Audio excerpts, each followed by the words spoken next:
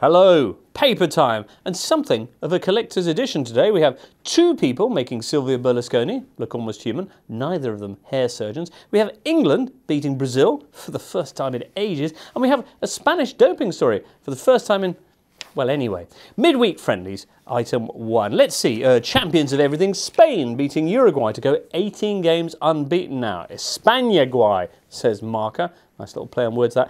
Guay meaning cool, and a lovely picture too of those new Spanish jerseys designed to save them the bother of actually having to pick up their medals. Elsewhere, we had Germany coming from behind to beat the French 2-1. It's a German lesson, as L'Equipe calls it, ending a very long run without a victory in France for the Germans. And of course, we had England ending their not quite as long drought against Brazil. England is super. Rock beats samba. Wilshere gives the Brazilian Masters a lesson. Interestingly, over in the Brazilian press, it was actually Neymar who took the blame for the defeat, rather than say Ronaldinho, who showed all the pace and mobility of that man turning his Fiat 500 round in a Naples side street, and who, of course, fluffed this spot kick. Where was Neymar, was the question in most of the Brazilian papers. So he failed to show the usual danger streak that he has for Santos, failed to show his Santos clause, if you will, and O Estado de São Paulo explaining why. He is the boss at his club, says the paper, but at the Seleção, Ronaldinho is the governor, and Neymar ends up going into his shell, even letting the Gaucho take the penalty. Agrees the Folha, he works better with Kaká, but perhaps, suggests the paper, perplexingly, it's better if Neymar is the problem with this team, because otherwise we don't know where Filipao is going to begin, and there's only 4 months till the Confederations Cup.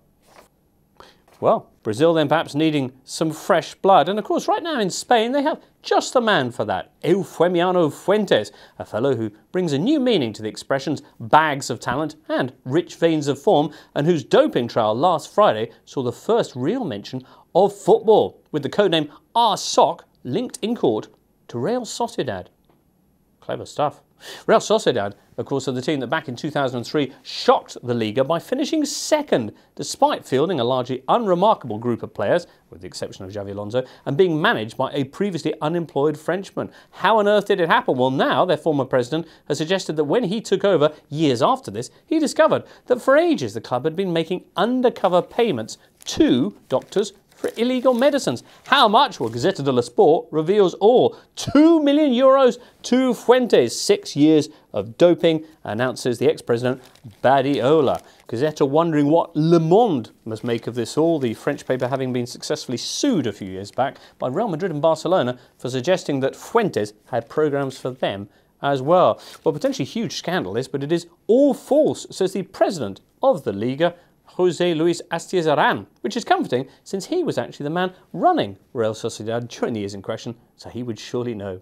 As the editorial in El Mundo has it this week, todo huele a mierda. Everything stinks of mierda. Well, moving on then to Italy, where this week we had 2 managers fired. One, naturally, was at Palermo, where Maurizio Zamparini, whose poster very probably is on Roman Abramovich's bedroom wall, is onto his 3rd manager of the year. It's Alberto Malassani. That makes it a grand total of 43 managerial changes in his 26 years in the game. My word. Zamparini, indeed, a lover of the sack in more ways than one, as he revealed in an extraordinary interview just before Christmas in the Gazzetta, the septuagenarian confiding that he'd had over 1,000 lovers and revealing, "I use Viagra to keep up. I don't do injections like Silvio does." The other manager fired, meantime, rather poignantly, was Zdeněk Zeman at Roma. Zeman, the great free thinker, of course, of the Italian game, a man who once said, "Results are optional, but performance isn't," and who was welcomed with open arms and wild-eyed dreams in the capital back in July. As usual, though, the Romancers failed to live up to the expectations, and a 4-2 home defeat to Cagliari last week, which featured neither result nor performance, has brought his reign to an end. Poignant scenes this weekend when he was applauded out at Roma's Trigoria training ground by the very same fans who'd been calling for his head only days before. Well, let's finish off today then with the other big news this week in Italy. Berlusconi saying something stupid. The news being it was Paolo Berlusconi, not Silvio. Paolo Berlusconi, a vice president of a Milan club that, of course, last Christmas took a brave stand against racism, deciding on Sunday to do his bit by describing new signing Balotelli as the family's little blackie. Let's check out the outraged reaction to this one. Well, there wasn't any. Yeah, extraordinarily enough, the comment was written off as a gaffe by the Italian press, for whom La Repubblica, Il Messaggero et al., the bigger story, was actually reporting the fuss that it caused abroad. Bewildering and very, very disappointing. Well, on that note, that's where we come to the end of this week's paper review. We'll be back next Friday with a look at the return of the Champions League, of course, and probably more besides. Hopefully, you'll join us then.